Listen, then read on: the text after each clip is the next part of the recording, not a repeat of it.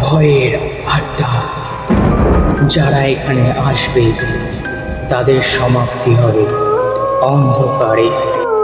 এই ঘটনাটা ঘটেছিল আমার এক বন্ধুর সাথে, যে সুন্দরবনের কাছাকাছি একটি ছোট্ট গ্রামে থাকে। তো সে যেইভাবে আমাকে ঘটনাটি বলেছে আমি ঠিক একইভাবে বলে শোনাচ্ছি। বন্ধুটির নাম অরুণ। তারা খুবই পুরনো একটি মাটির বাড়িতে থাকতো, যার উঠোন ছিল বিশাল এবং চারপাশে অনেক গাছপালা ছিল।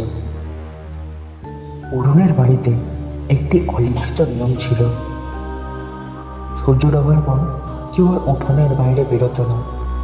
এমনিতেও সন্ধ্যের পর গ্রামের লোকেরা আর বাইরে বেরোতো না, কারণ সুন্দরবনে যখন তখন বাঘ বেরিয়ে আসতো। এই ভয়ে গ্রামের লোকেরাও সন্ধ্যের পর দিয়ে আর বাইরে বেরোতো না। তো অরুণের বাড়ির নিয়মটা ছিল সন্ধ্যের পর কেউ উঠোনে আর বেরোতো না। কারণটা কেউই পরিষ্কার করে বলতো না, শুধু অরুণের দিদা বলতো রাতের বেলা উঠোনে যেতে না। সময়টা ছিল গ্রীষ্মকালের রাত। প্রচণ্ড গরমের কারণে উঠোনের ঘরের ভেতর ঘুম হচ্ছিল না। রাত তখন প্রায় 3টে। চারদিকে গভীর স্তব্ধতা, শুধু ঝিঝি পোকার ডাক। হঠাৎ অরুণের ঘুম ভেঙে গেল একটা অদ্ভুত আওয়াজে। আওয়াজটা অনেকটা এমন যেন কেউ খুব ভারী পা ফেলে আমাদের মাটির উঠোনে এপার থেকে ওপারে হাঁটছে। কিন্তু হাঁটার শব্দটা ছিল অস্বাভাবিক। পায়ের শব্দে কোনো স্বাভাবিক মানুষের ওজন ছিল না। মনে হচ্ছিল যেন পায়ে পাথর বেঁধে কেউ হাঁটছিল, আর প্রতিটা পদক্ষেপ শুকনো মাটির ওপর দিয়ে ঘষা খাওয়ার শব্দ হচ্ছিল। ভয়ে আমি কাঁপতে শুরু করলাম। চোখ তুলে দেখলাম আমার বাবা মা দুজনেই গভীর ঘুমে। আওয়াজটা তখন একদম আমার জানলার বাইরে এসে থেমে গেল। আমি চাদর দিয়ে মাথা ঢেকে ফেলার চেষ্টা করছিলাম, কিন্তু কৌতূহল এবং ভয়ে মেশানো একটা অনুভূতিতে পারলাম না।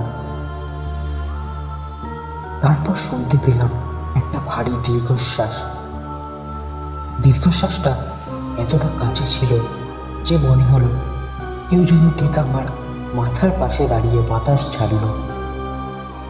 সেটার মধ্যে কোনো মানুষের গন্ধ ছিল না, ছিল পচা পাতার মতন একটা শ্যাওলা ধরা গন্ধ। এরপর শুরু হলো আরো ভয়ঙ্কর ঘটনা। ঘরের ভেতর কোথাও একটা খুব মৃদু কান্নার সুর ভেসে এলো। সুরটা নারী কণ্ঠের, খুব চাপা কিন্তু অসম্ভব করুণ। মনে হচ্ছে যেন কেউ তার গলা টিপে ধরে কাঁদছে। আর সেই কান্নাটা আসছে আমাদের ঘরের মেঝের ঠিক নিচ থেকে। আর ঠিক সেই সময় উঠোনে সেই হাঁটার শব্দটা আবার শুরু হলো। এবার শব্দটা অনেক দ্রুত এবং বিশৃঙ্খল। মনে হচ্ছিল উঠোনে যাই ছিল তা পাগলের মতো দৌড়াচ্ছে। দৌড়ানোর শব্দের সঙ্গে মিশে গেল সেই কান্নার সুরটা। মনে হচ্ছে যেন যা দৌড়াচ্ছে সেটাই মাটির তলা থেকে ওঠা কান্নাকে তাড়া করছে। এই তাণ্ডব চলল প্রায় 3-5 মিনিট পর্যন্ত। তারপর হঠাৎ একটা চমকে ওঠার মতো নীরবতা নেমে এলো,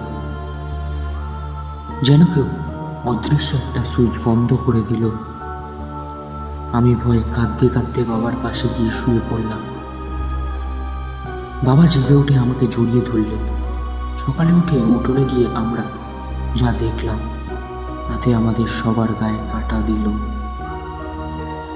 দেখলাম গোটা উঠোনের মাঝখান দিয়ে নতুন করে ফেলা সিমেন্টের মেঝেতে মানুষের পায়ের ছাপের মতো লম্বা কিন্তু 3 আঙ্গুলওয়ালা কিছু গভীর দাগ ছিল। দাগগুলো ছিল সরল রেখার নয়, বরং এলোমেলোভাবে আঁকা, যেন কেউ তীব্র গতিতে দৌড়ে বেরিয়েছে।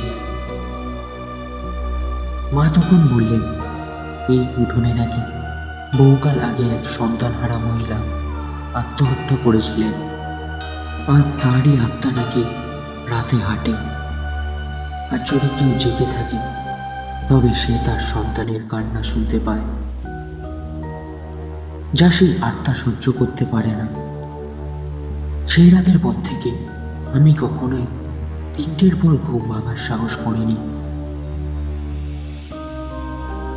তো বন্ধুরা, এই ছিল আজকের ঘটনাটি কেমন লাগলো তোমরা প্লিজ কমেন্ট করে জানিও। যদি ঘটনাটি ভালো লেগে থাকে তো লাইক, কমেন্ট, সাবস্ক্রাইব করতে ভুলো না। আর গল্পটি কেমন লাগলো সেটা কমেন্টে জানাতে ভুলো না। তো চলো, আবার দেখা হবে নতুন একটি এপিসোডে। ততক্ষণের জন্য সুস্থ থেকো, ভালো থেকো।